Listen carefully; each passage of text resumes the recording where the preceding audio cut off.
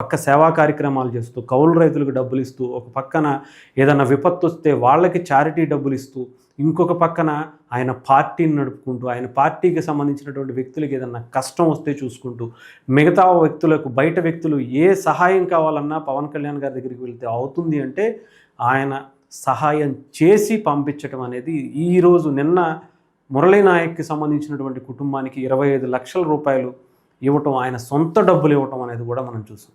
అంటే ఎంతోమంది రాజకీయ నాయకులు ఉండొచ్చు, ఎంతోమంది లీడర్లు ఉండొచ్చు, ఎంతోమంది ప్రజాసేవ చేయొచ్చు, కానీ పవన్ కళ్యాణ్ గారు అవ్వలేరు.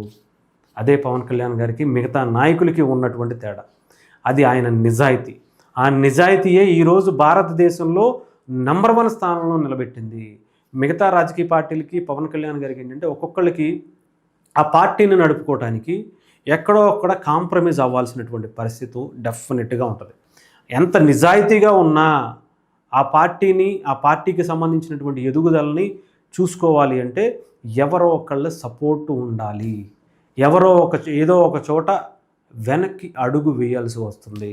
ఇవన్నీ పవన్ కళ్యాణ్ గారు చూశారు కాబట్టే తన పార్టీని తానే కాపాడుకుంటూ నిజాయితీగా నడిపించటం అంటే ఎలా ఉంటుందో, నిజాయితీగా రాజకీయాల్లో ఉంటే ఏ పార్టీ అయితే ఉంటుందో అది పవన్ కళ్యాణ్ గారి జనసేన పార్టీ అవుతుంది.